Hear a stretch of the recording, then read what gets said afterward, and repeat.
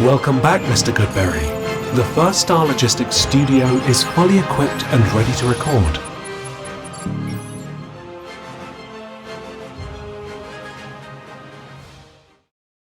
Welcome back to Bengals On The Brain, presented by First Star Logistics. I'm your host, Joe Goodberry. The Bengals training camp continues, but now we have pads on, which gets more fun. The physicality ramps up, the tackling, the hitting ramps up, even though Zach Taylor said the tackling, that part of it won't expand. They won't start tackling more, but they will work on tackling. There are ways to do it, understanding leverage and your path to the ball and where your help is. And, you can tackle pads and stuff, but they don't want guys hitting each other and falling on the ground. That's where injuries happen. So I understand that aspect of it, but the Bengals do need to bring that physicality back to the team. I think it's something that they really struggled with since 22, right? Since 2022, I would say 23 and 24 teams just weren't as physical. 24 definitely was a major issue with the team. So we got trenches now. We want to see these guys in pads, going at it. That's really when you can start evaluating those things. Bengals spent a ton of picks on the line, right? Whether it was Shamar Stewart on the defensive line, whether it was Dylan Fairchild at guard, or two linebackers to start their draft, even Jalen Rivers. I mean, they kept going. So they're all trench guys that we need to see, linebackers technically, but their physicality is a huge part of their game. We need to see them with pads on. We need to see what it looks like when they hit. So the clips I have round up for you today from the Bengals beat. Shout out to Dan Horde and James Rapine and Jake Lisco's down there and Mike Petraglia, Caleb No, and everyone else that I'm forgetting that may have posted and I may have borrowed your clips, but I retweeted you on Twitter. So make sure you check that out at Joe Goodberry. Check my Bengals beat list out there. You can get all this stuff in real time. You don't need me. Or you like to watch me slow it down and analyze it. And that's what you're here for. Let's start with the vertical videos. These are from Monday's practice where the thunderstorms rolled in and they had to head indoors by the end of it. So let's break down a few of those. First day of pads. Everyone looks much bigger now. So you got Joe Burrow here throwing passes to some coaches, to Mike Gesicki, to even Logan Wilson. Paul Dehner Jr. said Logan Wilson, after he does his individual stuff with linebackers, likes to get out there, run around, get his hands on the ball from Joe Burrow on some deep passes. So we'll see a clip of that in the later video. Then you're going to see Troy Walters working with the wide receivers, and he's teaching them what he wants them to do, to aim for that upfield shoulder and then cut and go horizontal at the goal line, right? But you're going to see some critiques as he's even Jamar's like, man, we got pads on now. I got to do this with pads on. But you're going to see some critiques even of Jamar there of how he wants him to get to that third cone. It would be if we don't have these, but the team does. Bengals do. These third pylons where you got to go around, and he wants you to do it at the right step. And you're going to get a lot of audio where you can hear these guys telling them what he wants them to do. One very good one later with Shamar Stewart and Jerry Montgomery. But these guys are going through it. First, it was Jamar, then Yoshi, and then T, with getting minor corrections from wide receiver coach Troy Walters. Number 4 here is Charlie Jones running that. And it's nice to see everyone going, and a nice long clip here. And then you've got Mr. Tailfeather, Jermaine Burton, with that gigantic Gatorade towel hanging out of his backside.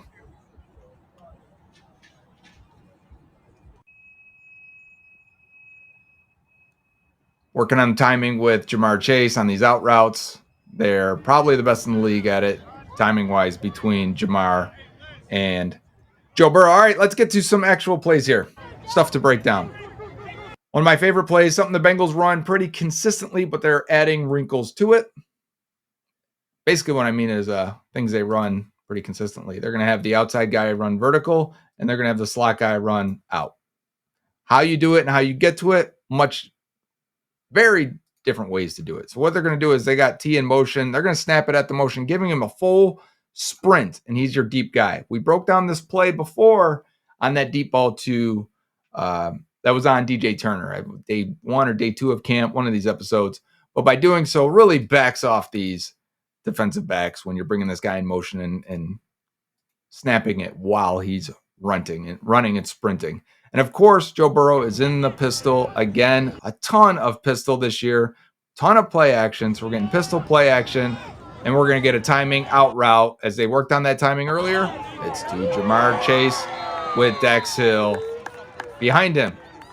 Luckily, we had Jake Lisco on the scene who got us another angle of this play to give us a really good idea of the route between Dax Hill and Jamar Chase in the coverage. So Jamar's in the slot here. You're going to see Dax and Oren Burks, and the circle's on Oren also. This is Oren Burks at 42. Oren's going to jam him and try and make sure he doesn't get this free release across the middle. Slow him down for Dax to stay with him. And you're going to see Jamar does a good job fighting through that right there. Good hand usage. And just like Troy Walters, this is all leading into his story, guys. It's like Troy Walters was working on them with their releases and then stemming upfield shoulder, getting this shoulder up here, attacking this outside shoulder, and then working horizontally, right down the line. Well, Jamar's doing that right now. And you can see, I would say the body positioning of Dax right here. Dax is really trying to cover this crossing route because the Bengals will run a lot of crossing routes from their slot guy. But once he's overextended like that and over his toes, Jamar's going to sink, he's going to push, and he's going to win his way back to the outside. That is a great route running from Jamar Chase. This is the same play. Let me go back here because I highlighted this for a reason. This is the same play, but let's focus on Chris Jenkins Jr. because I don't know if you looked and some people were like, oh man, Amarius Mims locked up Joseph Osai on that one edge spot on this play. You're right, he did. But you have to read run first when it's play action, which is why the pistol play action stuff is so big and why they're using it so much. Well, let's watch Chris Jenkins Jr. as he reads run right away. Good, nice hand battle between Dylan Fairchild and Jenkins. Fairchild gets the help of Ted Karras. You can see the hands right there, right? You see him get underneath. He digs it out, gets underneath him, gets some separation, gets his eyes inside. Is this an actual run? Meanwhile, Ted Karras comes over to help. And Fairchild, to his credit, his eyes are over here. He's looking to see if he has to help anyone because the Bengals defense under Golden so far, they are stunning these D-line. They are all over the place. They've got to keep their head on a swivel. Something they struggled with. So I think it's key to why Golden's putting this in so much. He's really trying to help the offense with this. And Jamar talked about that already. The coverages they're seeing, the stuff they're doing up front, really things that the offense has struggled against. So ideal for the Bengals to get looks at this in the offseason.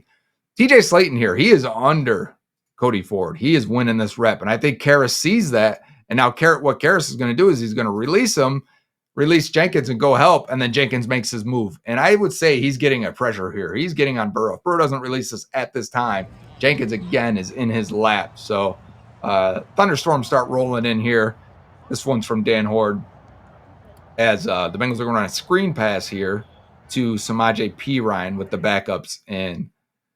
Shamar Stewart, 97. He's all the way out at right defensive end here. We saw clips of him in the first day at left defensive end. We saw him at defensive tackle. Here he's standing up as the right defensive end. You're going to see the lineman really set outside. So I'm assuming that's Jalen Rivers forcing Stewart to go inside. And when you do against the screen, by the time you realize, oh, I shouldn't have gone inside, it's too late. You're going to hear something real quick. I want to point it out when this play's happening. Barrett Carter is 49. Okay, let me go pink here so you can see the color. Barrett Carter is 49. His job on this play, you're going to hear the coaches really like what he does. So he reads what's happening. He flips his hips, gets into coverage, really quickly realizes it's a screen. Okay, so you saw how fast he gets over here and he gets to the spot. He's got to maintain outside leverage. We want to force the running back inside. We want to force them to your teammates. So stay outside, stay leverage, and you see him do it right there. That's him doing his job. Not every time do I need a guy to knife in there and make the tackle. It'd be great if he did and he got around the guy and made it. But if you're going to take on that block, your leverage has to be correct. Force them to the inside. There should be someone inside coming over to help you. On this play, it really doesn't happen until, 10 yards downfield where it looks like Dejon Anthony may get in there. But watch, I'm going to put down what the coaches say at the bottom.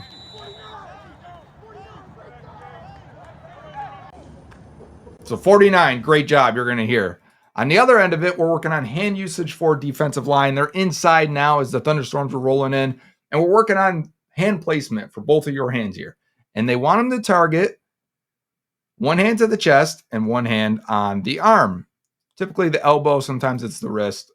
You can't always perfect that part. What you can perfect is this arm and how it lands, where it lands, and the angle it lands on. So you see Shamar has a very bent elbow as he's making contact in the chest. Listen, I'm going to turn up the volume. Listen to Jerry Montgomery, correct him, and tell him what he wants. So you see that, right? You're going to lift him, disregard him. He's not going to give you hands if you're here, right? So again, as we go and we get here, it's here. It's not here. So did you hear that? He says it's here, it's not here. I don't want your arm bent. We don't want to be that close to the guy. We want to maintain our positioning and our distance from the offensive lineman while lifting up with the other one. That makes it easier to discard and make the play. So Shamar's going to run the rep again, and we're going to see it here. And what do we see again, right? The arm initially was, but he bends it right away. We want to land that with a full stab. So he brings it back again to do it one more time. It's going to be critical. We're going to shorten that edge. We're coming inside number. Right. So Jerry really wants him to lean into it, turn, get that full extension. Get that long arm in there, and then you're going to lift with the other one. We're not going to get the rest of it, though. We don't know if Shamar made that adjustment or not, but it's fun to hear the coaches explain it. First thing I want you to notice on this play is the jam on Jamar Chase. Not sure who lands it. I can't see the number. Might be 20. Cam Taylor-Britt normally wears an orange cleat, so which makes me think it's Cam Taylor-Britt. But good jam on Jamar Chase. I think it's Cam. I think we saw a glimpse of him running by. I want to see if I can see it up close. I think it's Cam. But great pocket here, right? This is, I mean, we'll take this all day long. This is the only touchdown I think Burrow threw in the red zone drills today, as he lays it up for Isaiah Williams, who seems to be getting reps with the ones intermittently. So Dax goes low on this. Dax must have been beaten on the play.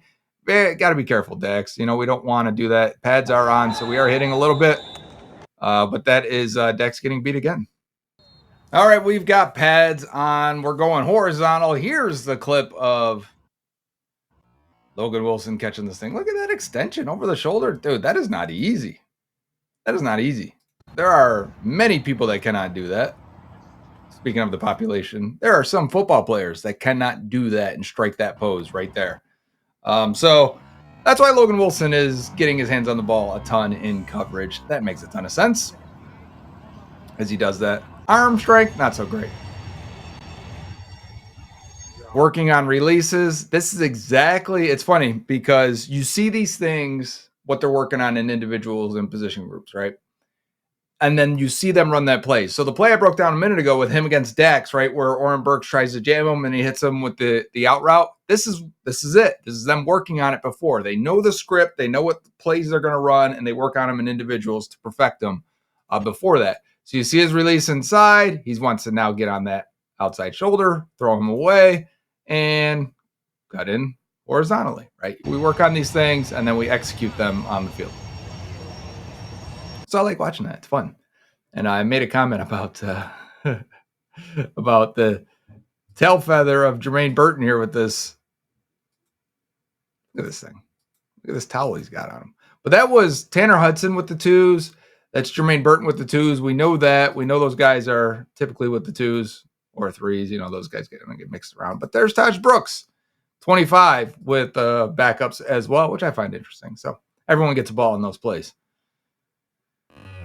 All right, let's slow this thing down. Let's look at this. This is Joe Burrow to Jamar Chase. And there was a lot of talk. I saw the beat. I love the beat reporters. I'm using all their stuff. I'm giving them credit all throughout camp. But they talked about Newton here, and Josh Newton deserves some credit. But this is a mistake by Jamar Chase. If you watch it, that ball gets on and through Jamar Chase's hands. He didn't high point it. He went up with his hands like this rather than like this, which is why this ball slips through his arms. Now, people said, oh, Newton with the pass breakup. Maybe he did. Because you get this punch right here from Josh Newton that hits him right in the arm and the elbow, just enough to knock that ball out. So I'm giving him credit for that for sure. I'm with people. That's a pass breakup. But unless you saw that thing in super slow motion like you guys did here on Bengals on the Brain, well then I don't think you clearly knew what happened on that play. This is a mistake by Ja'Marr Chase, him going up for the ball more than it is a great play by Newton. He can celebrate. Probably will go down as a PBU. But, you know, we need our guy to go up and snag that one. It's from the previous day, but I added it because I thought it was worth breaking down. That's Cody Ford circled right there. We're going to get pressure on Joe Burrow here, and I want you to watch Cody Ford because he's initially going to be blocking TJ Slayton, number 98 right there. But Slayton and Chris Jenkins must have twisted on this. They must have, and we're seeing that a ton so far. They must have looped around each other because in a second here, you're going to see Cody Ford's now blocking Chris Jenkins Jr. And Chris Jenkins Jr. is going to end up right in Joe Burrow's face. This is what Burrow does. He throws with pressure in his face. But Jenkins, who gets a hand on Burrow, raises his hand like, I got that sack. I don't know if you got that one, man. And he turns and looks. Keep an eye on Jenkins down there, unless my picture's in the way. He's going to turn, and when lays a beautiful pass out there. DJ Turner covering Ja'Marr Chase. You see Jenkins. Watch. Let me go back real quick. I watch you because it's funny. Watch Jenkins' face right here. Here he is on the left side. Watch him. Oh, come on. Hey, good pressure, though. We need Chris Jenkins to get that pressure. I don't know if we need Cody Ford giving up that pressure. But they're running in now into the bubble as the thunderstorms happen. And now we're getting Shemar Stewart. 2 pass breakups. And I saw another reporter say he had a tackle for a loss as well indoors. So let's see what happened here. A lot of people do not understand, and that's okay. That's what I'm here for. It's why I have a job. What's happening on this play? Why was this guy left unblocked? Why was Shemar Stewart left unblocked? Well, everyone's blocking this way. It's meant to look like the run is going this way. We're trying to sell it as much as possible. And on those plays, everyone blocks the guy to their left. So Amarius Mims, our right tackle, why didn't he block Stewart? Well, because he's blocking the defensive tackle right here. So everyone goes down one. So this group of receivers, maybe tight end, whoever it may be on the particular play. This here is Isaiah Williams, and I can't see who that is. I can't, maybe Charlie Jones. They have Shemar Stewart. This is a play in every single playbook in football, from Pee Wee to the NFL. Why do you leave that DN blocked? Because hopefully he chases this run. And so while everyone, and hopefully I said, why do you leave him unblocked? Because hopefully he chases this run and this action here. And if not, Isaiah Williams here has to get his head on this side and do just enough to slow down Shemar Stewart. Okay, we want this to be clear, wide open. Nobody maybe even goes with Taj Brooks into the flat, and we hit Taj Brooks. Or a deeper route if possible. But Isaiah Williams whiffs completely on that. Did you see that? Just absolute whiff on Shemar Stewart. So Jake Browning comes out of his boot, and he looks up, and he's got Shemar Stewart in his face. And in my opinion, this is a sack. And not only is it a sack, but Stewart just puts his hands up, say, listen, I would have had you. And you probably would have been cleared because when Stewart runs full speed and hits, he hits with some power, right? We saw the film on that. But he puts his hands up, and Browning somehow still hits his hand. And the team goes nuts. So good for Stewart. We've got a corner route in the end zone and red zone. Jake Browning to Jermaine Burton. That gets broken up by DJ Ivy. We're going to need James Rapine here for a little closer video here. Cincinnati Bengal Talk logo at the top right. Want to also mention that Cordell Volson is our right guard with the number 2s again today. Let's go yellow. We can see yellow on this one with the orange background of the bubble. So interesting. Something to keep an eye on. And that ball's up. And I'm going to rewind it here and go slow motion. DJ Ivy, eyes back, looking for the ball. We talked about how much they're playing the hands lately. His eyes are on this ball. He is searching for it. So he's not playing the hands here. He's playing that ball. He wants it. Now go up and let's make a play. DJ, nice. His length, his ball skills. He's got good straight line speed. He just had that injury as a rookie. I don't like him landing on his leg as hard as he does there with a little bit of on it. But great play, DJ Ivy on Jermaine Burton. And the defense loves it because that is, see, like the difference between the Josh Newton play and that, like that to me, that's an A+ play, right? That's an A+ pass breakup. They're not all equal.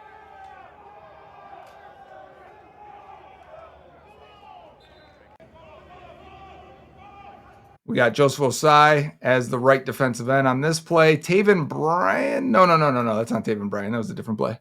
This is Chris Jenkins Jr. at defensive tackle. Jamar Chase with Cam Taylor-Britt right here. And I want to say that is TJ Slayton. Did they stunt again? They did. So again, I keep talking about the stunts here.